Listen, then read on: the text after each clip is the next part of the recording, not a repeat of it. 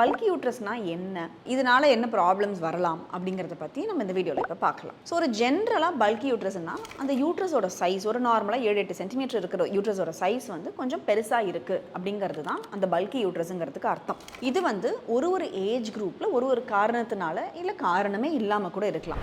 So for example ஒரு 40 years விமனாக இருக்காங்கன்னு வச்சுக்கோங்க, ஒரு 2 to 3 ப்ரெக்னன்சிஸ் அவங்களுக்கு ஏற்கனவே நடந்திருக்குன்னா இந்த பல்கி யூட்ரஸுங்கிறது ரொம்ப காமனாகவே நம்ம ஒரு ரெப்படேட்டிவ் ப்ரெக்னன்சி அந்த ஒரு ஏஜ் ரிலேட்டடாக யூட்ரைன் சைஸ் கொஞ்சம் ஸ்லைட்டாக மாறி கொஞ்சம் பெருசாக இருக்கிறத அவங்க அந்த மாதிரி பல்கி யூட்ரஸ் அப்படிங்கிற மாதிரி கொடுப்பாங்க. இது வந்து நம்ம கவலையே பட வேண்டாம்.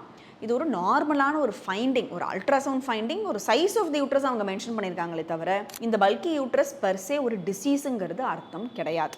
ஆனால் சில சமயம் நம்ம இந்த ஒரு பல்கி யூட்ரஸை யூட்ரைன் சைஸ் எதனால பெருசாகுது அப்படிங்கிற மாதிரி பார்க்கணும். ஃபார் எக்ஸாம்பிள் ஏதோ ஒரு ஃபைப்ராய்டு உள்ளே இருக்குது, இல்லை ஏதோ ஒரு பாலிப் இருக்குது, இல்லைனா நம்மளுக்கு அந்த ஒரு அடினோமயோசிஸ்ன்னு அந்த ஒரு கர்ப்பப்பை வீக்க மாதிரி சொல்லுவோம், பிரச்சனை கொடுக்குற மாதிரி இருந்ததுன்னா அதுக்கு ஏற்ற மாதிரியான ஒரு ட்ரீட்மெண்ட்லாம் நம்ம பண்ணி தான் ஆகணும். வெறும் பல்கி யூட்ரஸுங்கிற ஒரு அல்ட்ராசவுண்ட் ஃபைண்டிங்கை வச்சு நம்ம எதுவுமே நம்ம டிசைட் பண்ண முடியாது. ஸோ இந்த பல்கி யூட்ரஸில் என்னெல்லாம் பிரச்சனை வரலாம்னா, வெறும் அல்ட்ராசவுண்ட் ஃபைண்டிங்காக இருக்கும்பொழுது எந்த ப்ராப்ளமே இல்லாமல் உங்களுக்கு நார்மல் பீரியட்ஸாக இருக்கலாம், நார்மலாக பெயின் எல்லாம் எதுவுமே இல்லாமையும் இருக்கலாம். ஃபர்ஸ்ட் குழந்தை இருந்துட்டு செகண்ட் குழந்தை ட்ரை பண்ணுறீங்க, இல்லை ஃபஸ்ட்டே உங்களுக்கு அந்த மாதிரி ஏதாவது சைஸ் போட்டிருக்காங்கன்னா உங்களுக்கு வேறு எந்த பிரச்சனையும் இல்லை, வெறும் சைஸ் ஆஃப் தி யூட்ரஸில் தான் ப்ராப்ளம் அப்படின்னா நம்மளுக்கு இது ஒரு ஃபர்டிலிட்டி கூட இஷ்யூஸ் எதுவுமே இருக்காது. ப்ரீவியஸ் ப்ரெக்னன்சிஸ்லாம் இருந்திருக்குன்னா அடுத்த ப்ரெக்னன்சிக்கும் it should not be a problem. So this will not cause an infertility.